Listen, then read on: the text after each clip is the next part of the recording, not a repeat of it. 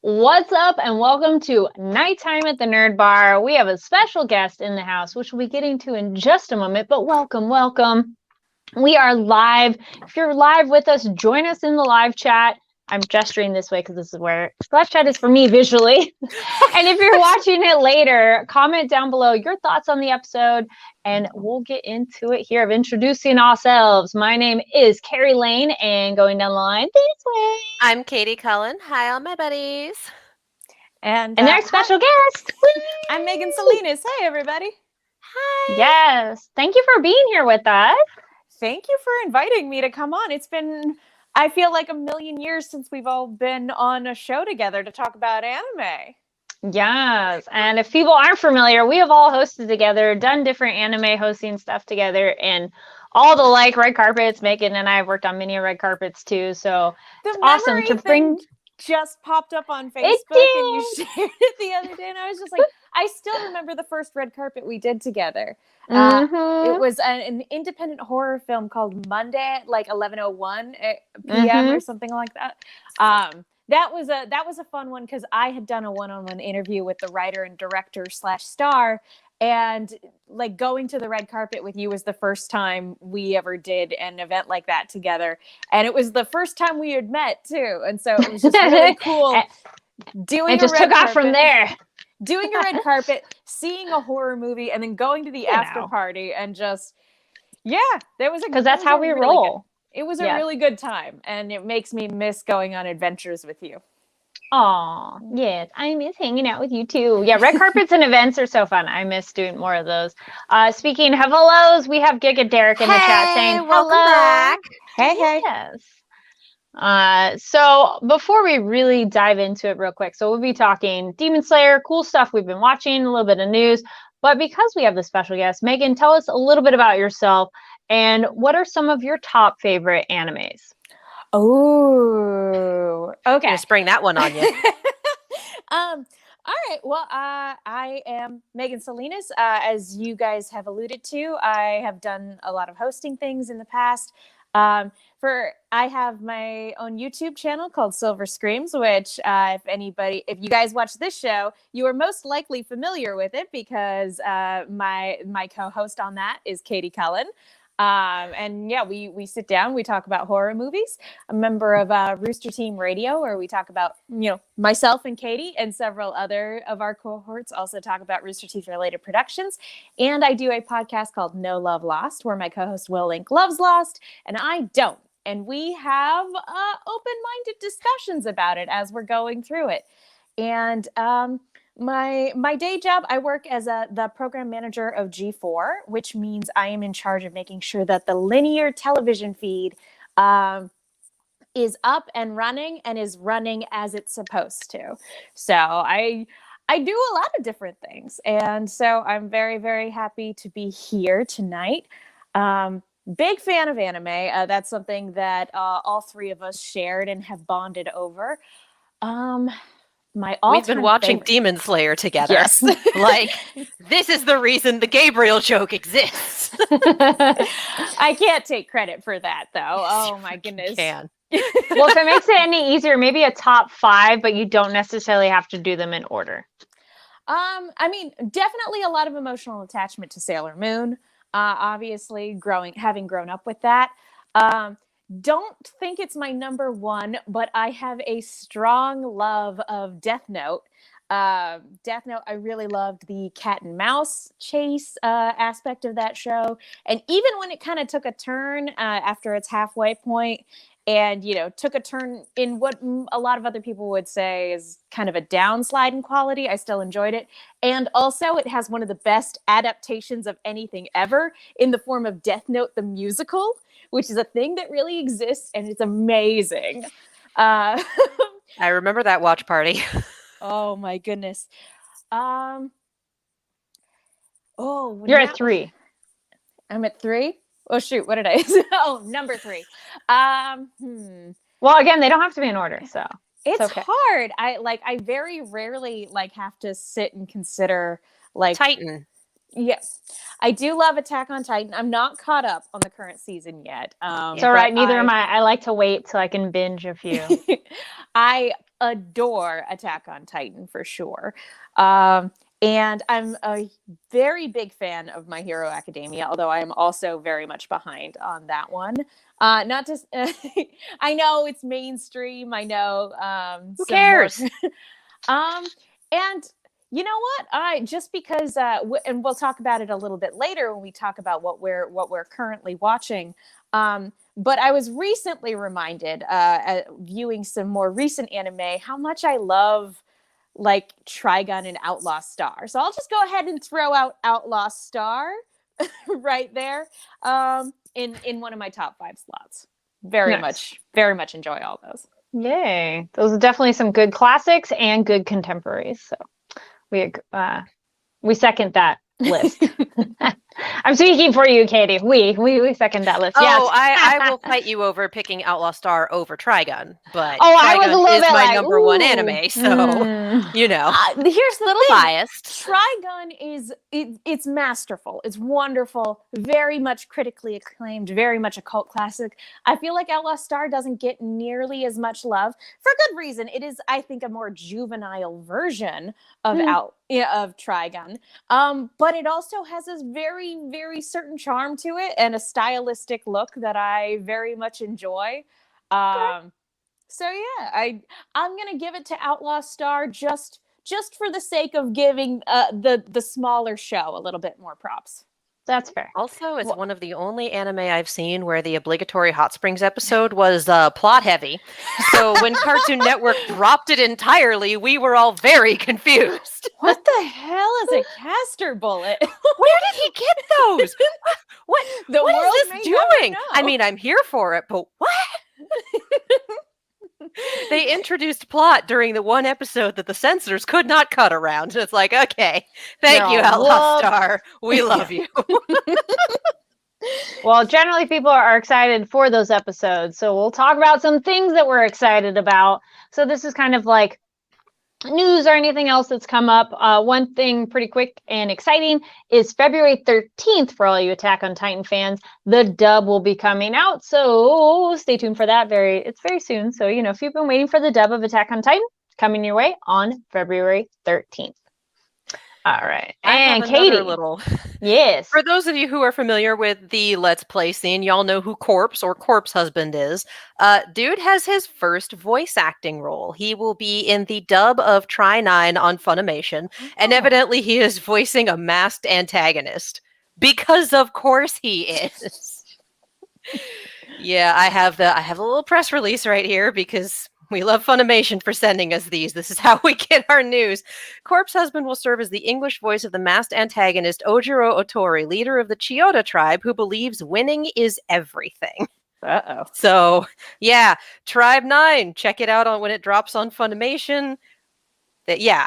January 31st. For those of you who are like, who the heck? I don't watch a lot of... Remember when AOC got on with Ilhan Omar and a few other people and played Among Us and had a big old stream talking about like taxes and minimum wage and whatnot, and also played Among Us like a beautifully terrifying person? Corpse was one of the people who played with her. And if you remember watching that, he's the one that has that incredibly deep voice. Like that Dan Green voice that I think is natural is his. So I was not excited for Tribe 9 until they told me that Corpse would be in it and also be a villain, because that is where this man lives. So I'm here for this. This is fun. I like this. Nice. And then I'd say thank you. Actually, before we get to it though, Megan, is there anything newsy on your end that you've seen, or you're like, hey, everybody know about this?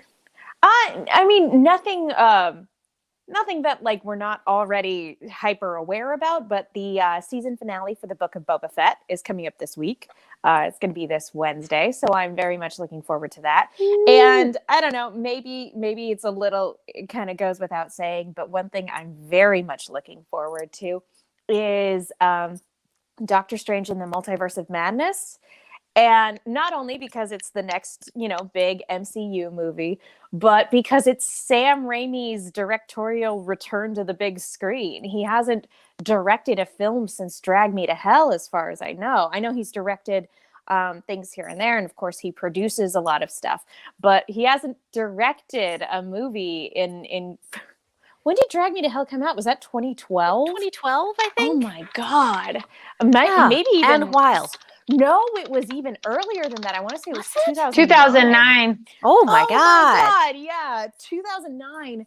And then and also it's been 23 even years. longer.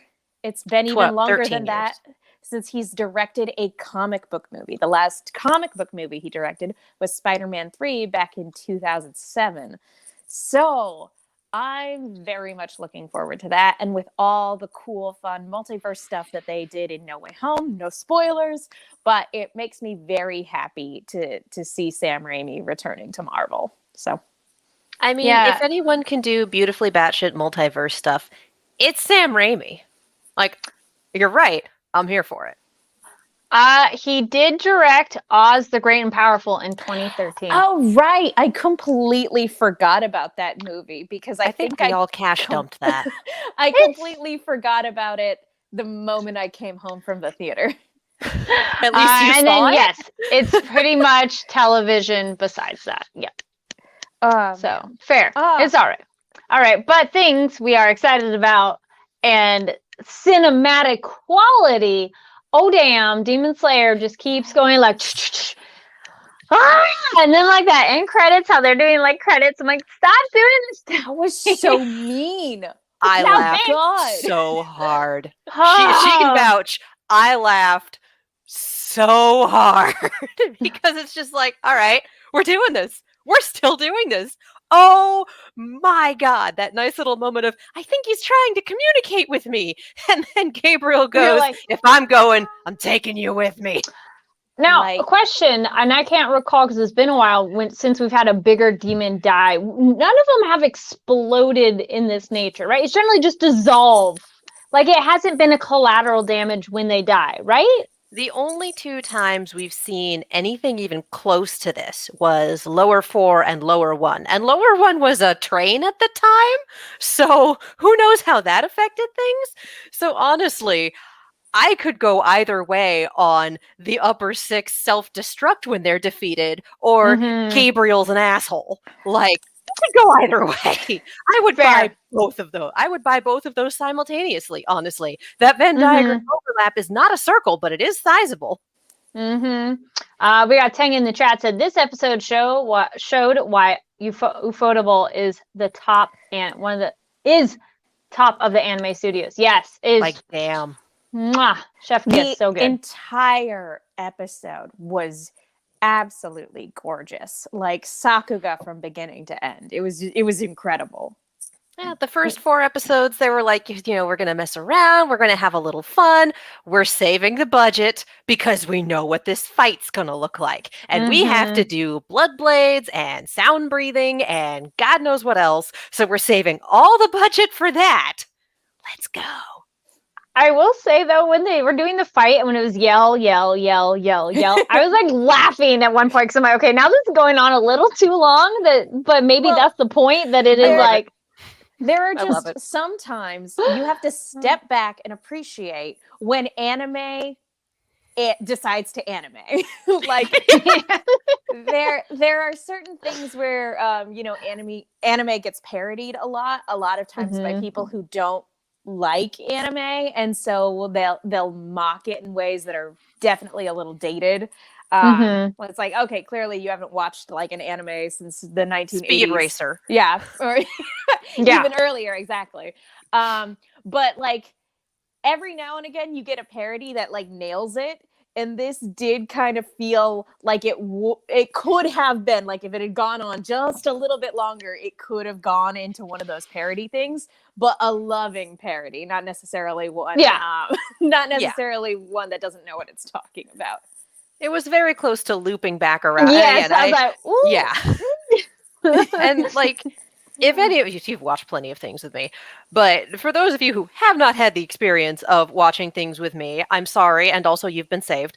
I laugh at a lot of things that I probably shouldn't be laughing at because that's just kind of how I process big, shocking events. So, yeah, I sat there and laughed during the end credits. Like, I cannot believe that fucking happened.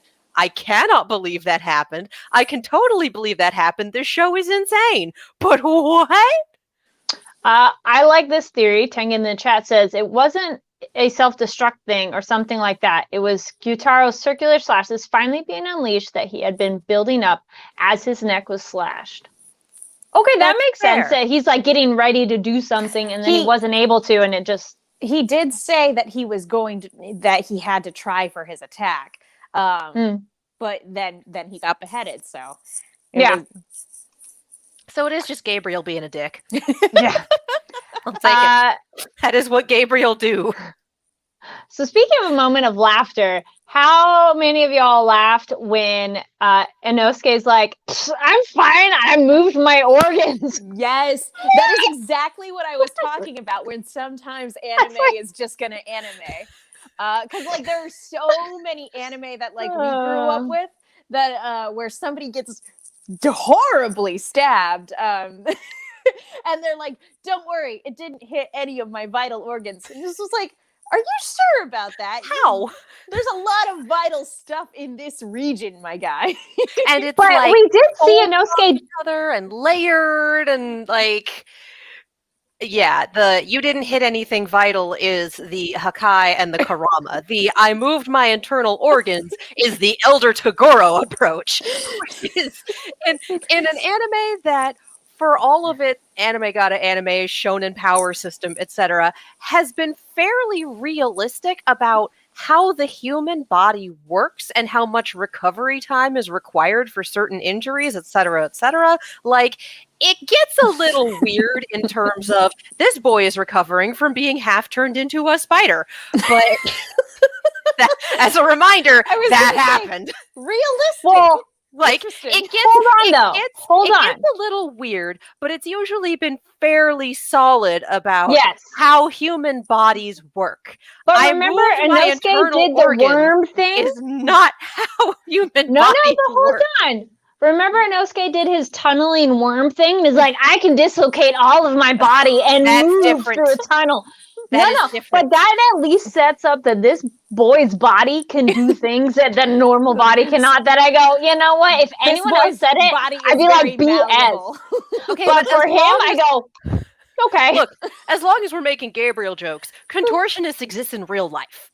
All right, I will. But not to wiggle and move like that, though. I have seen a little girl put her arms on the ground, torso on the ground, and then flip her back legs over and put her feet on the ground in front of her head. So contortionist literally, he's moving his bones though, because he's not just like okay. He's just dislocated everything. Like, he's a contortionist with weird cartilage. I will buy that. I will not buy. I move my heart 4 inches to the left, and I'm fine. The big twist is that it's going to turn out that Inosuke is a mountain god. That's going to be the big twist. No, the mountain god's the train, remember? And that turned out to be a demon. Ergo, Inosuke is a demon. What? Oh, maybe he's the demon king, which is why sunlight doesn't affect him. You don't know. Sunlight and wisteria mean nothing to Lord Inosuke. And then also, it is one of those that's definitely out there. But again, since it was him, it goes, all right, it's fine. I'll buy it, but enough to get a laugh of like, are you kidding me? Yeah. But back to our other crazy. Honestly, the one part where I went, that doesn't fit the rules of this show. This show has established its rules. It's established its weird ass breathing system rules. It's established a lot of things. That ain't it. It's like, I'm okay with it. I would love point it, that it's Inosuke. I would love it though if we have our denouement next week. I would love it though if, as all of our kids are making their recoveries, if he's like, hey, yeah, that's how I did it. I shifted my internal organs, and to have the doctor go, no, you definitely didn't. You just happen to have a mastery of the recovery breathing. That's what saved your life. No, I'm pretty sure I moved my organs. I shifted my internal organs. No, you're one of those people that has the heart on the wrong side. I shifted my internal organs. From when he was born, yes. You're just naturally well, backwards. I moved that. You're hold lucky to on. be alive. What you're saying is I'm indestructible. No. That's what Inosuke would say. He'd be like, okay. Well, speaking of rules of the show, and now that we have Megan here as an avid horror lover, I was bringing up the point, and I would like to know your thoughts about it, Megan. So do you think Tanjiro is actively it's him and other people actively talking to his dead family members, or like there is some actual communication, or is it purely his memory? Because this ties into this episode where there is definitely a psychic connection between him and his family, because this one had a lot of it. Like his sister is not, I mean, she's not dead, but there is communication going on beyond the normal realm of chit chat. So what are your thoughts? I think it depends on what episode specifically you're talking about, because obviously all of the dream sequences while they were on the train, all of those I think were dreams specifically meant to manipulate him. But or like anytime it was any member of his family like actively telling him, hey, you need to wake up. I think those were all subconscious. Him trying to wake himself up. Okay. However, we're talking about this season with like season where his younger brother siblings is reminding dead. him to breathe. This season specifically, I think it's the spirits of his family trying to keep him and Nezuko safe. And sure, memories of their family certainly play a role, like Nezuko remembering the lullaby their mother sang to them. Oh God, I'm getting goosebumps. Just like it's fine. But for the most, anytime they're directly talking to him, saying, hey, you need to remember to breathe, do this, you're in danger. I don't think that's a subconscious internal dialogue he's having with himself. I do think that those are the spirits of his family, like trying to keep him and Nezuko safe.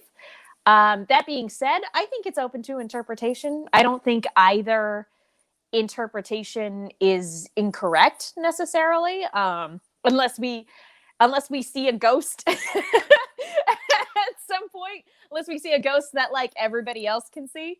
Right, because our Tengen hero, he saw our Flame Hashira hero boy. But that one I'm like, maybe could be more his memory. But that more that of a also coma sort of thing.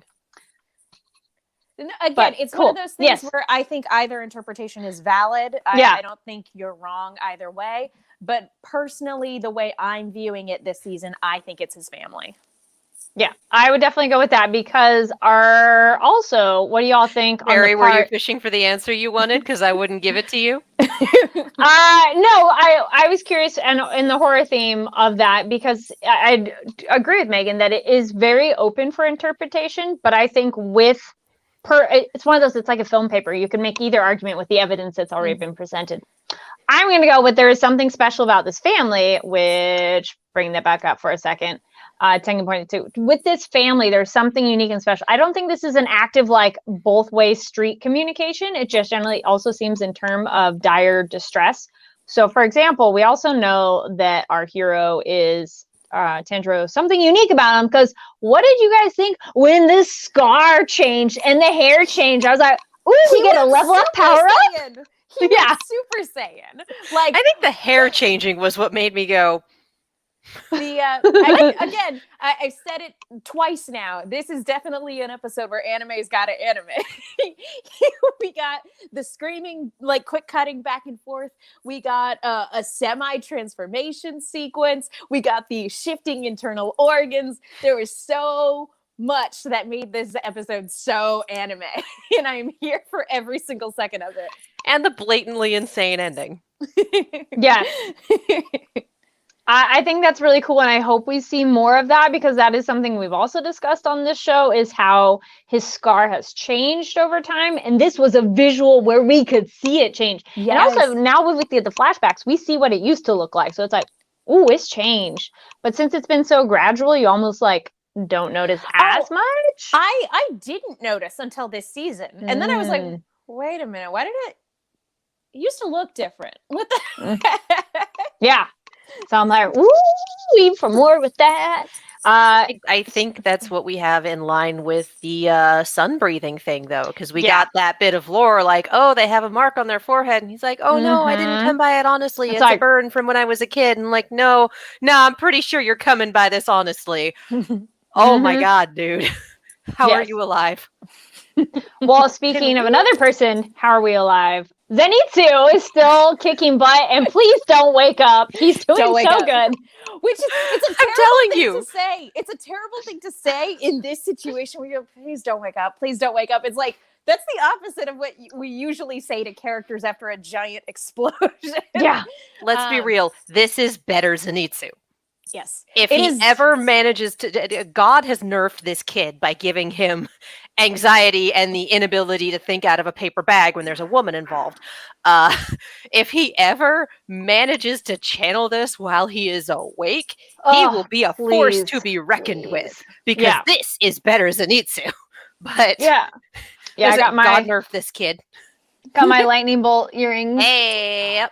Nice. But he's doing, it's so nice that he's doing so good. And I want that thing where the show makes us annoyed with him and then be like, actually, he's pretty cool. So I just really hope that like keeps, it's not like he has to go from our 0 to this cool 100 instantly, but can we get at least up to like, 35, like away from that. It would be nice to see more of that growth when he's awake, because we see it. We saw it a little bit this season when he stood up for that little girl. But that was something he was doing anyway. He also protected Nezuko from Inosuke when they first met. So that protective streak is a thing that we've known about him. It's just we need more moments like that to make him grow and mature, so that like those moments are not few and far between anymore. And that he doesn't have to be asleep for all of them. Yes. Or exactly. I wonder if it's something that with their training or something back at their compound when they go, because come on, we're probably going to have that pattern where it's like after this, they go back, recuperate and go back out again. I hope they do something like either a therapy or, hypnosis to be like, let's merge these two essences of yours. Like talking about Doctor Strange earlier, like somebody just like push him out. Shoving him out of his body. Hits him out of his own body so that like his astral form can look at his unconscious body and see what he's actually capable of. And he's like, how am I doing all that? You've always been able to, Zenitsu. It's been inside you all along. You just have anxiety. Which, valid. Yeah. It's the womanizing that I don't like. Let me be clear on that point. Better Zenitsu is better Zenitsu because he's not being a shit around women. That's what I mean. Yes. Competent in a fight, but also not a little shit. Yeah. Also, speaking of our pseudo-womanizer, Tengen being still okay-ish, what did you think of that, Megan, when it's like, Tengen, surprise, I'm still okay-ish? I can see the music. That was so great.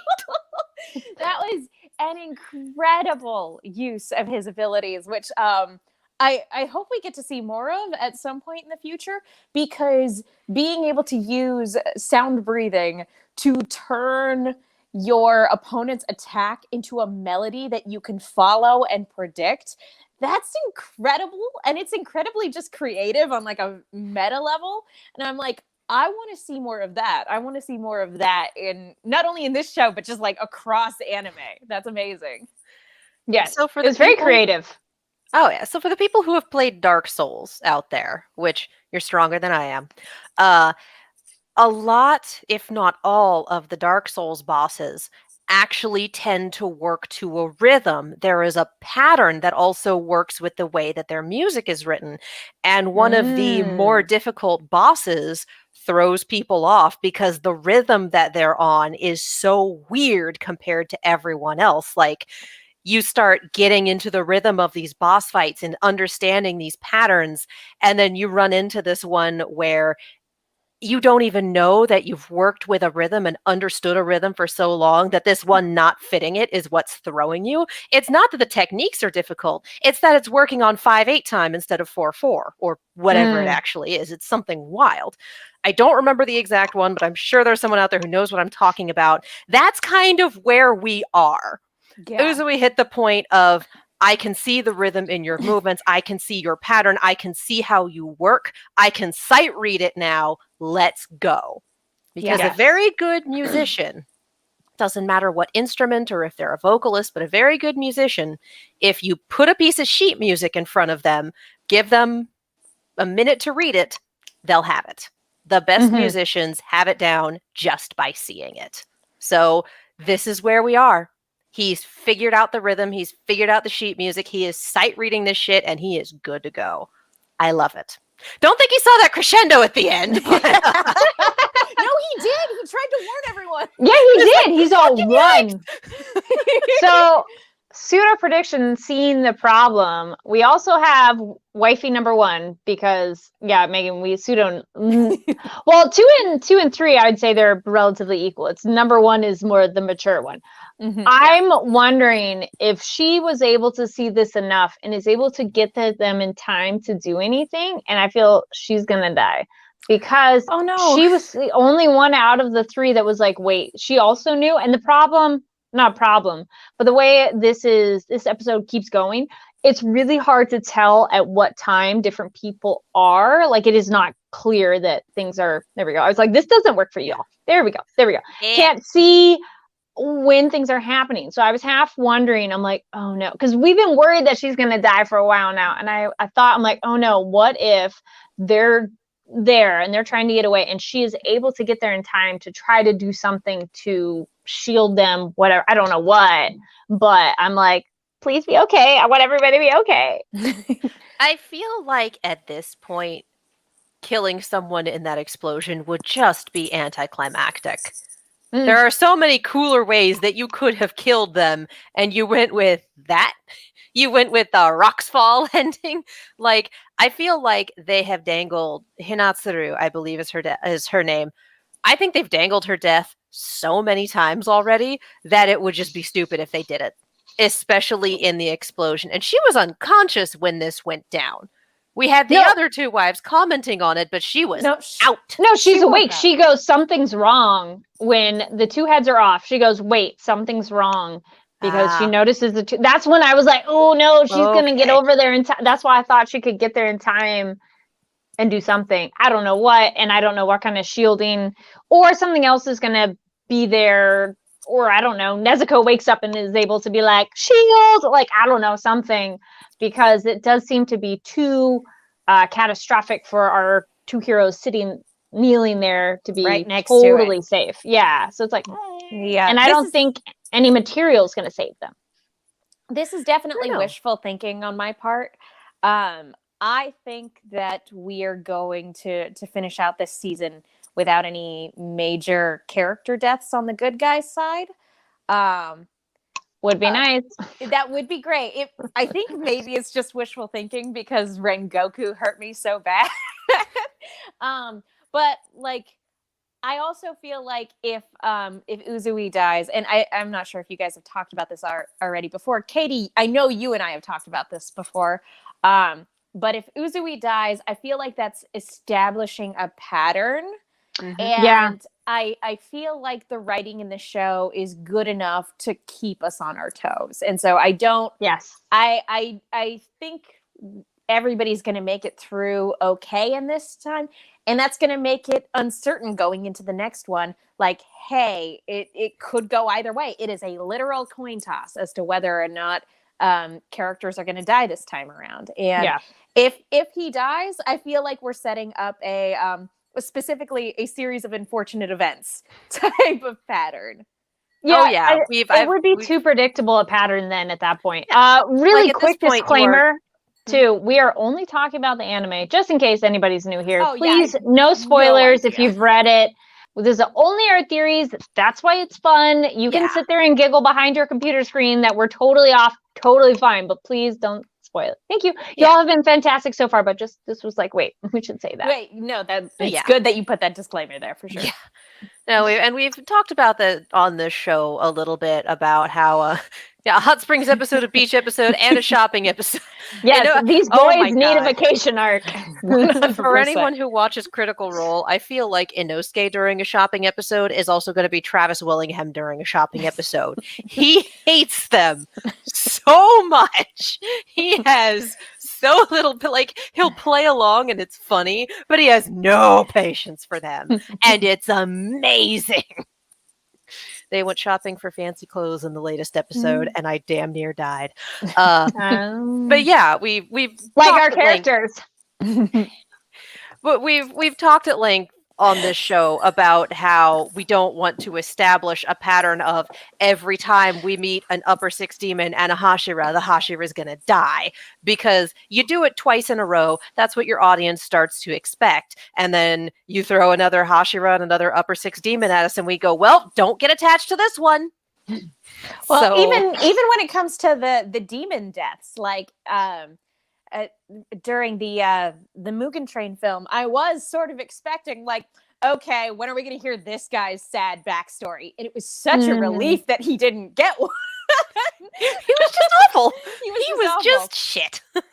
I just really wanted to be a train. You guys. I liked in this one, though, that Tendra points out how him and his sister could have ended up like these two, make a different path, and that just really is a great kind of metaphor for life. That if you made different choices, you could have gone a way worse direction. We need to talk about this. We have not talked about this scene with Gyutaro and Tanjiro and this super creepy conversation.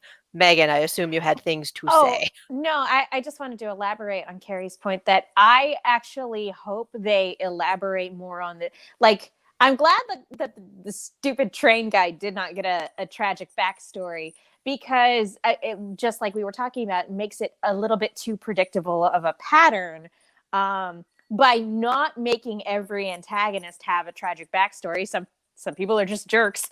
Some are just evil. Yep. It makes the ones that do have a greater emotional impact.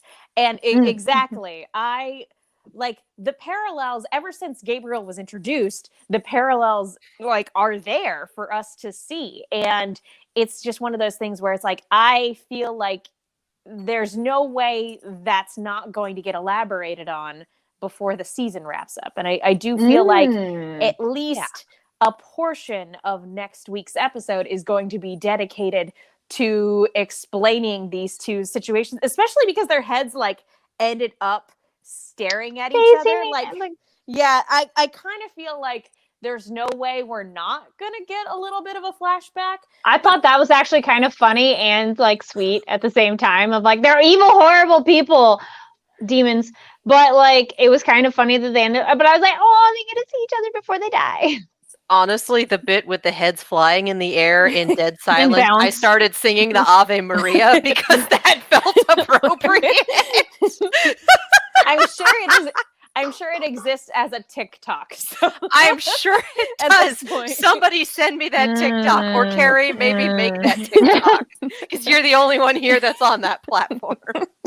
It's just like, someone please send that to me, because you can't tell me that beautiful, overused, overwrought version of Ave Maria that everyone uses isn't perfect on that silent scene of both of their heads just flying through the air in slow motion.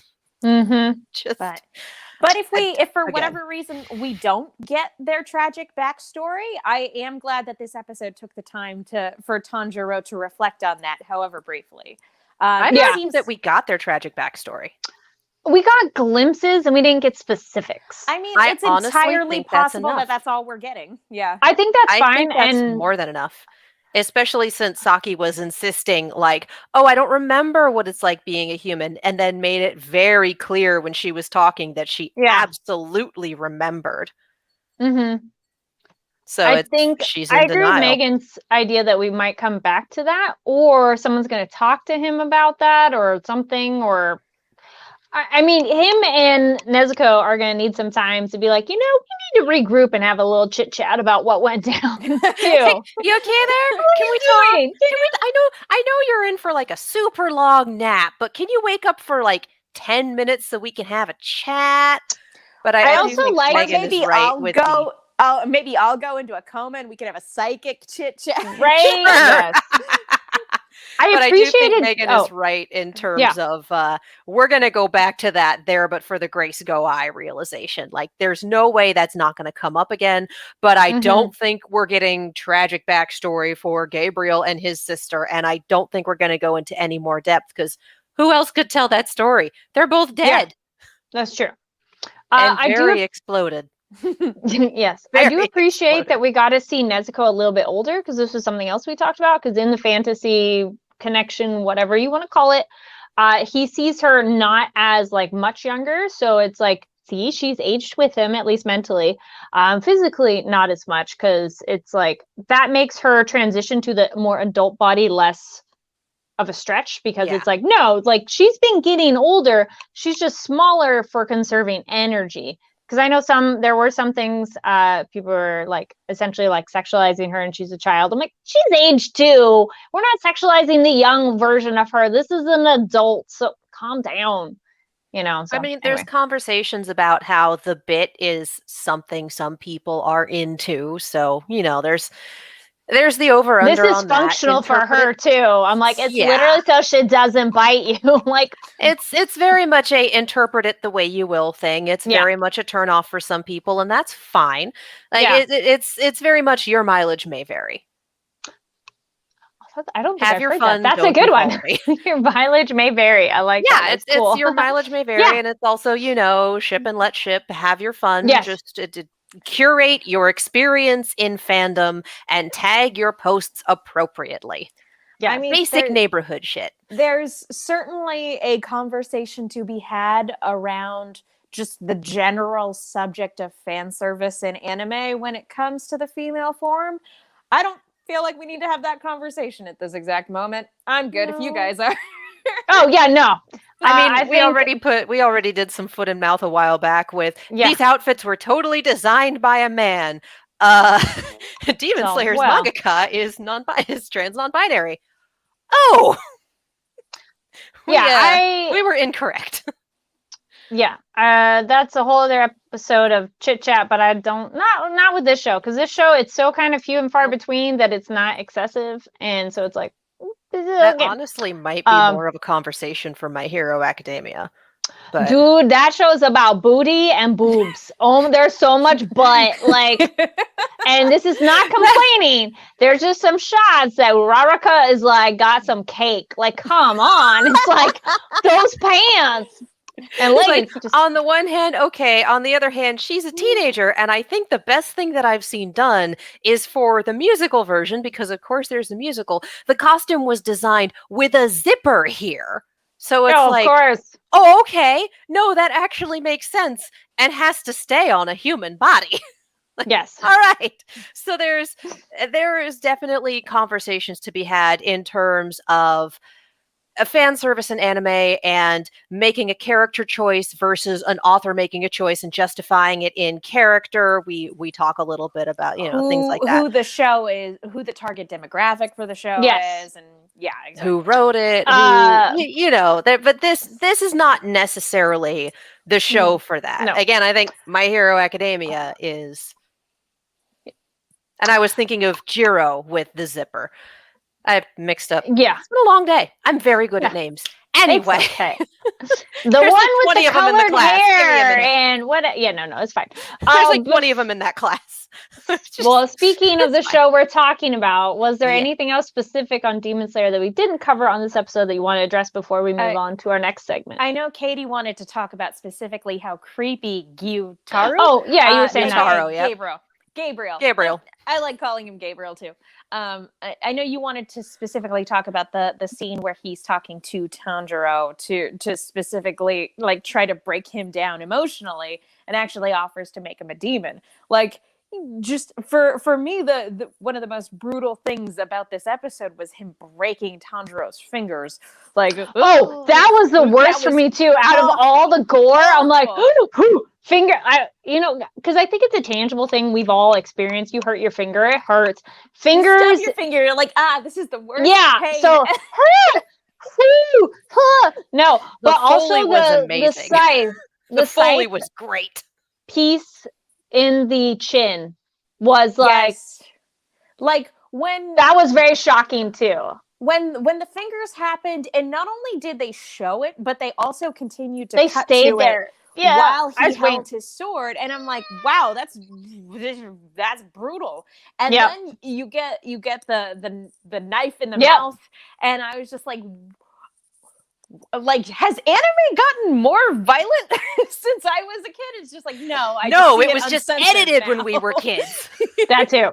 But it's still visceral. It's still very viscerally upsetting to see that kind of like level of gore and violence, especially on such a sweet, kind character too. It's just like, oh no, leave the boy alone. And I want to Katie, put a little bit of real life in this. My mom broke all of the fingers on her left hand once. Officers Club, decorating an airplane hangar for a Halloween party. It was not properly secured, and the wind blew the door shut on her hand. Big old steel door. So, yeah, she still has her fingers, which is good. That was the worry. But it took 8 surgeries over the course of a decade. And the best they could do, her left hand closes like this now. Wow. That's just default. It closes like this. And that was after plates in her hand and surgeries to try to realign and years of physical therapy. She can play the piano again, but it closes incorrectly with all the fingers on top of each other. So I'm looking at Tanjiro's fingers, knowing full well how it can be to heal broken fingers correctly and going, that's how you know this is an anime, because in 3 months, he's going to be fine. He's going to have Deku scars on them, and he'll be fine. Yes, but this world also established that they have super healing abilities at their special compound. Just saying. Yeah. But also, modern technology could not get them to close straight. Magic. I'll give you that. That's fair. In this Wisteria heals everything. It's like Windex. And you just breathe it. It'll be fine. Just breathe the fingers better. I mean that's what happens when you have healing powers in your world building as a part of your power set. You can hand wave a lot of very severe injuries. Yeah. But fair. I think for how simple it is, like your fingers, how simple they are. That was probably the most gory, nope. And then the chin. Yes. Butterfly house magic. Yes. There we go. Yes. Just hand scream is so just visceral every time you see it. It's almost worse to see. So we have in this fight, we have horribly broken fingers and we have a hand gone. It was the hand worse gone. I'm like, seeing the horribly broken fingers. It was worse. Yes.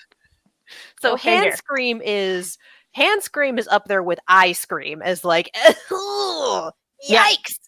I have 2 of those. I don't want that to happen. Yeah. All right. Anything else before we move on? This show, man. This show. Yeah. Finale. 45 minutes next week. 45-minute finale. Get all those Super Bowl commercials in your brain, and then go watch this and just let it leak out your ears. It was a beautiful episode. I love how bombastic the finale of the fight was. I know we were joking about it earlier with the cutting back and forth, but honestly, I loved it. I wouldn't change a thing. And that ending was so cruel. Like, amazing. Yes. Just absolutely beautiful. Yeah. Yeah. It's, if anyone's seen that, sure, I guess sort of image, that's me. That's me at that finale. Yeah. Just I guess. Yeah. Because they don't show us anything, and just that long shot and just the credits. I'm like, Okay, Long shot of fine. everything just being razed to the ground. Yeah. It's like, all right, Also, okay, yikes. Thank God for the earlier evacuation. And a reminder that this entire fight was like 20 minutes long, maybe. yes. Yes. Quick thought. You mentioned the building, so a quick side random thought I had too. And I'm like, actually, before we wrap up this thing, there was a really cool panel way back when at Anime Expo that was like essentially looking at the not necessarily just Godzilla, but destruction in anime and Japanese film because of how many natural disasters happen in Japan. It's become part of their fictional literature. The way this town burned down, I'm like, well, there were a lot of fires in like different Japanese history that burned entire cities down because it's like you got a bunch of wooden houses all right next to each other. So I was like, ooh, that's like an interesting historical thing. If they look back, they're like, yeah, that one town burned all the way down, and be like, it was demons. You know? But it's not going to be. Which was kind of terrible, was the opening of Grave of the Fireflies. Yeah. When they're firebombing the city. Yeah. It's like, that's why we firebombed them, because they had a lot of wooden houses.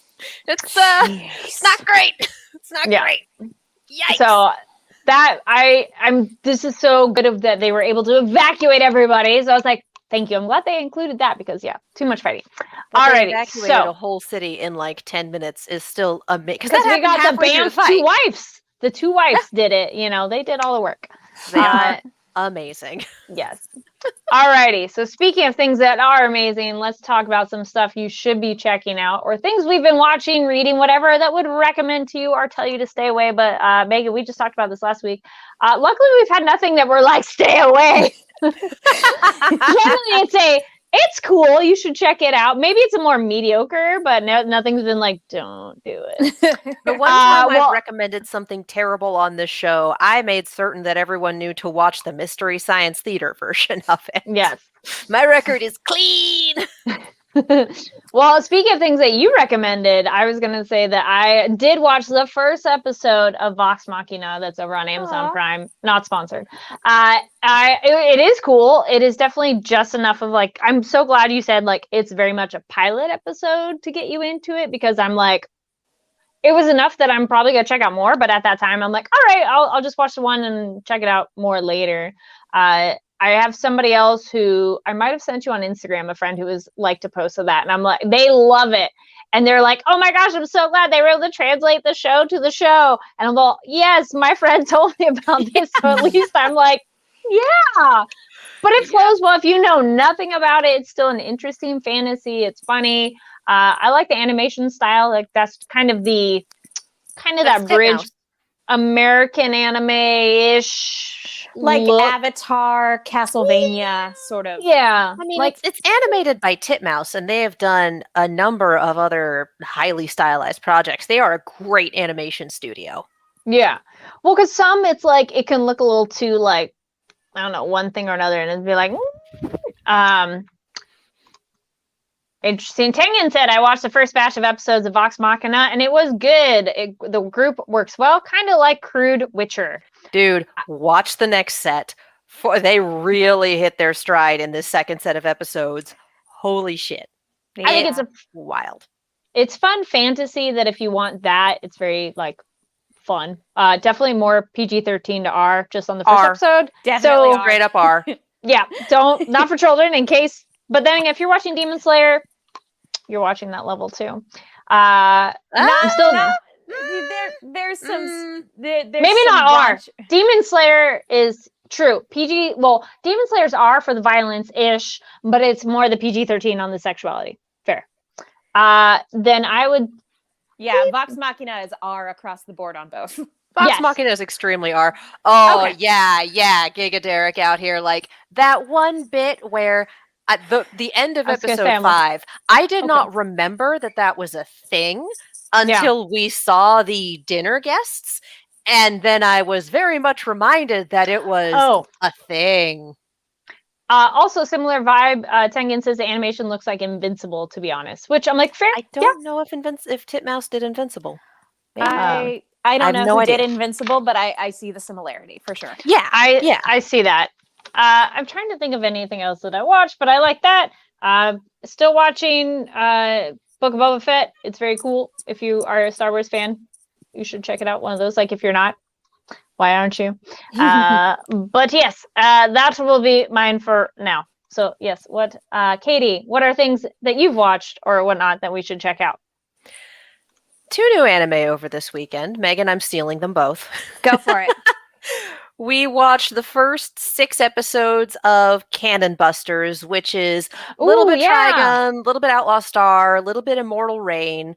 It's why the space western was top of mind. Yeah, with a thoroughly unlikable main character. Like, we're trying to revolve. It's clear that he's being set up for a character arc in which he becomes a better person, but you still have to power through the fact that we're halfway through the season.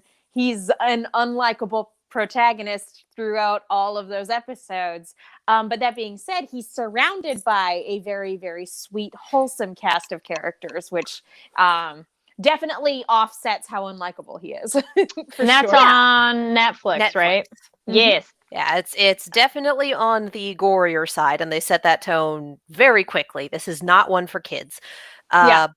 So I'm looking at the IMDb. I'm like, yeah, there's a lot of people in that too. Like, we have a kingdom that's been attacked that they're trying to revive. We have this guy who is an immortal who may or may not be on a vengeance quest. We have a drunken samurai who was in 2 episodes, and I need him back badly. He left. I need him back. Best character. Not best character, but very good character. So we're still kind of working on the weird character dynamics, traumatic backstory. This person is actually kind of magical and special, but we don't quite know how. We're setting all of those beats. Mm-hmm. I figure that you'll probably know whether you like it or not within the first 3 episodes, but it does take those 3 episodes to kind of get things figured out. If you bounce off the protagonist too hard, the others might not be able to save it, but it's been a fun romp so far. So nice. It's another, your mileage may vary. If you like your space westerns, but you don't like them quite so hard-edged and you want a protagonist you'll like, watch Trigun. Well, I'd also say the big thing with this show when it came out, the big deal too, is there's a lot of Black actors as the main cast and visually too, in case people have never heard of this show. Because I remember when it first came out that people were really excited about because of that kind of representation. So it's created and produced by LaShawn. I forgot his last name. Is it Thomas? I feel like it's LaShawn Thomas. Yeah, LaShawn Thomas. Yep. Exactly. Yeah. Mm-hmm. So there's a Black dude at the helm. Mm-hmm. He knows what he's talking about in terms of that. And yeah, the representation is aces. Very good. So, and I mean, of course, I'm qualified to talk about that. Newsflash, people of color also like anime. Who would have ever guessed? I'm the whitest person here. I don't get to talk about representation. But yeah, it's great on that front. The other one that we've been watching that we just burned through 6 episodes of it last night, and it's been a blast. The Vampire Dies in No Time.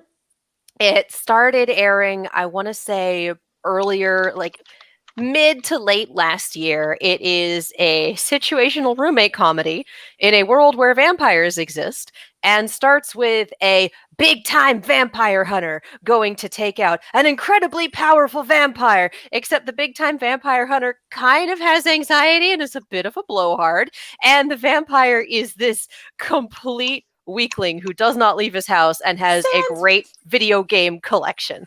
And he just you slam a door on him, he dies. You slap him in the face, he dies. He gets a jump scare, he dies. He gets criticized by grade school children and he dies. But that one's valid. It's amazing though.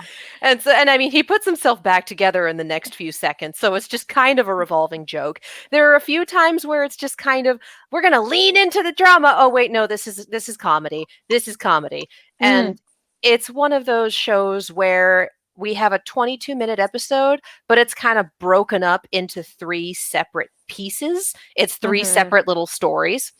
So you get a lot of stories. You get a lot of bang for your buck. it's paced extremely quickly. I will say that there are a couple of transphobic jokes in there, and I don't understand why we're doing this in the year of our Lord. It aired last year, 2021.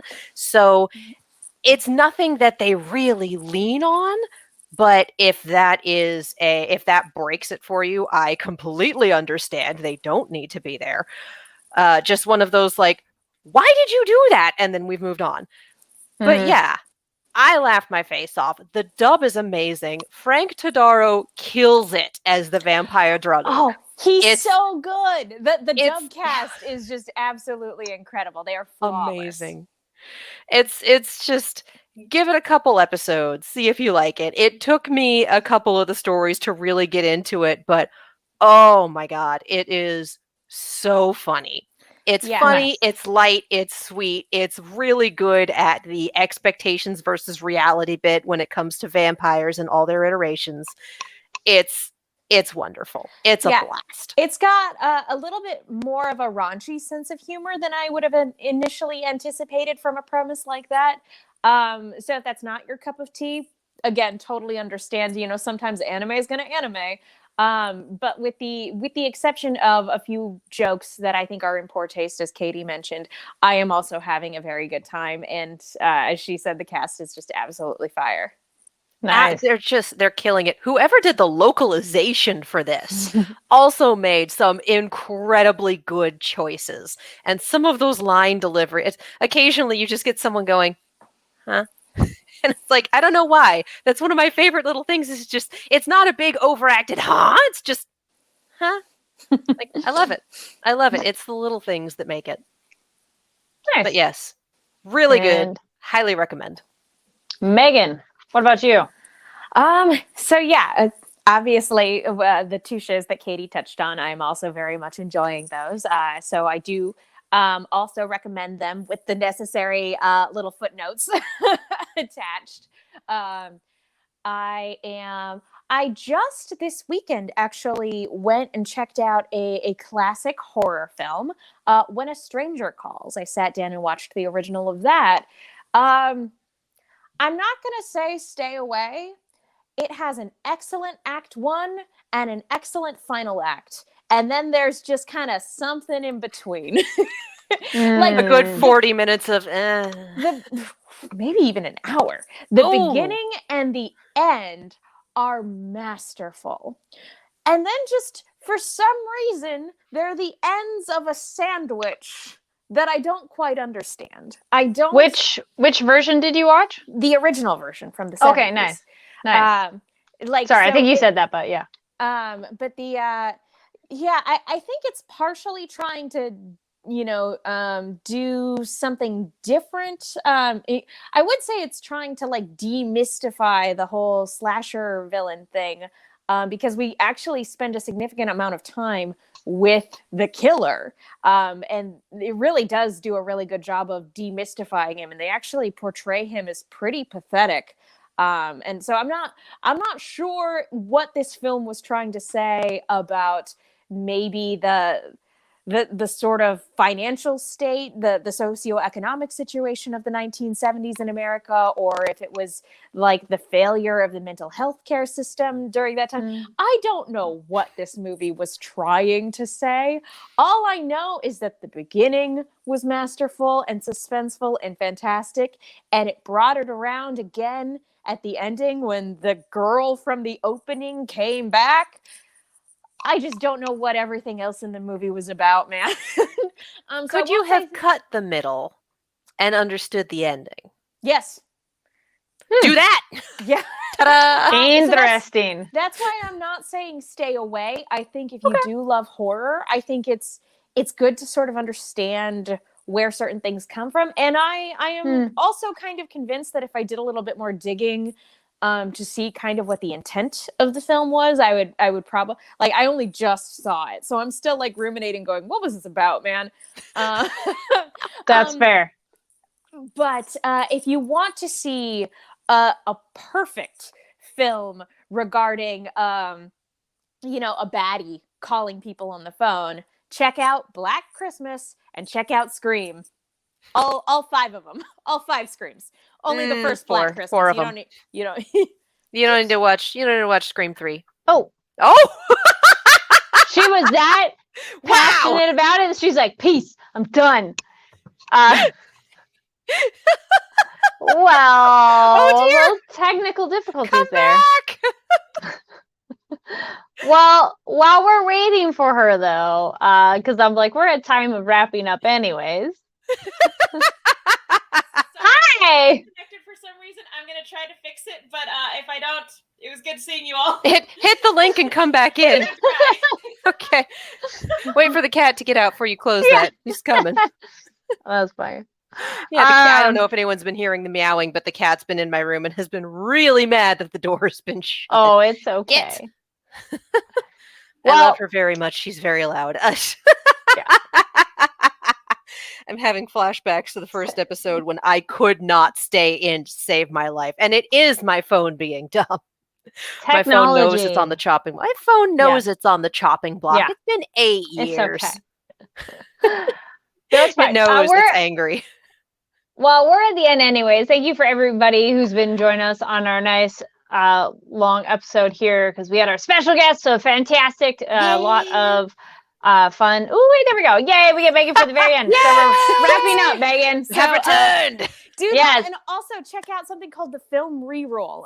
They are she's like a tabletop RPG group where they re-roll movies, but they let the dice make decisions. They just wrapped up their version of Halloween 3. So they've done a Halloween trilogy, Halloween 1, 2, and 3. They've re-rolled all of those.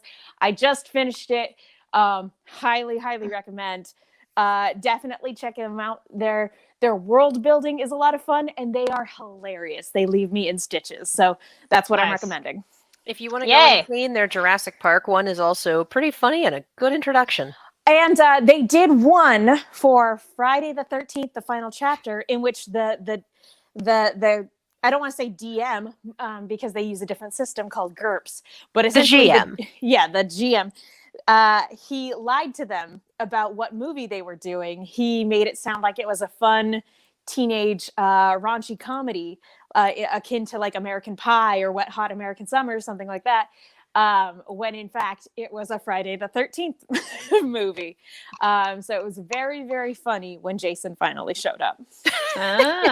Well, also continuing my cheesy tie-ins, speaking of stuff you should check out, go check out Megan online to follow up with her and check out her awesome adventures, because she's an awesome person. Silver Screams. And then you can see over there her username to go find her on Twitter. So thank you so much for being with us, Megan. It was super fun to talk anime with you on here. Thank you so much for having me. It's always fun talking anime with you and talking movies with you and talking horror with you. And Katie. And talking with you. I don't do enough of that in my life, Megan. For those of you who have missed the joke the entire time, Megan and I are roommates. So when I talk about I've been watching this with my roommate, it's her. Mm-hmm. For anyone who's like, what? It's the same. If you happen to listen to No Love Lost and you hear me just say, "Oh yeah, I was watching this with my roommate," it's Katie. And me sitting here going, "What do you do that for? What's happening now?" Never seen Penny Lost. And Desmond get together. Just occasionally show up and go, "So is this a good episode or a bad episode? Should I make popcorn or booze or both?" The answer is always both. But Well, speaking of things to watch, Megan, is there anything you would like to promote or have people check out as well? No, my day job keeps me pretty busy these days, so it's been kind of slow going on my various channels. But things are finally quieting down on my day job, so I'm finding extra time to start updating the various feeds again. So yeah, just keep an eye on my Twitter. You'll hear about it when things pop up. Nice. And Katie? You can follow me all over the social medias as well as on YouTube and Hi. I made it all the way to the end of the episode and then went, Oh. It's over here. Everything is with that branding. It's been a hot minute for the YouTube channel because day jobs and also just collapsing into a heap because life is exhausting, but we're going to try. We're going to try and do a little more. We'll see how that happens. It'll be great. But yes, if you would like to, I'm mostly active on Twitter more than anything else. So if you would like to see me yell about things that I'm watching, or eventually live tweet reading this book as I promised a friend, or just talk about that time that I found a whole ass deer skull when I was in 6th grade, that's Twitter. That's Twitter, baby. Nice. Which these links are down below too in the description in case y'all are like, wait, what did you guys say? Yes, and you're like, wait, say it again? No, don't worry. It's in the description. I don't even know what I said. It's fine. Which is fine. You know, it's Monday nights. Mondays are weird, and that's a perfect time for our show because we're all a little weird here. But we welcome all the weirdos too. It's all great. We're all family. Y'all can find me. I've been saying y'all a lot on this episode. It's just an easy of you, everybody, and things, and gender neutral, which I like as well. Though I say dude, which is a very Californian thing. Side note on that. Very Southern Californian thing. Everyone is gender dude neutral unless they specifically ask not to be referred to as dude, at which point you respect their wishes. Exactly. Yes, this is true. We're all Californian on this show too, in case people are like, wait a minute. Yeah. Take the 101 to the 405. Yes. Always say the before both of them. Yes. Yep, that is true. And so you can find me online. There we go, everywhere at Carrie D Lane. That's KARIDLANE on TikTok, Twitter, Instagram. And Instagram, if you're not on TikTok, it's okay because I just put my videos over there too. It's the same thing. Who cares? It's much easier anyway. And we also have links down below in case you missed it for Jujutsu Kaisen news as well as Bell coverage. We're just keeping that in the description because, you know, whenever you're joining us, welcome. So again, thank you so much for being here. Give the video a thumbs up, click the subscribe button, and tell your friends come join us Monday nights at 7:30 p.m. PT. But you know, if you watch it later, totally cool because everybody has different schedules, so we understand. Yes. Awesome. Well, thanks again for joining us, and thank you to my awesome panel. I'm like, I want to look this way, but it's not really like looking at you guys. So, peoples. Yes. All right. Thank you, everybody, and we'll see you next time. Bye.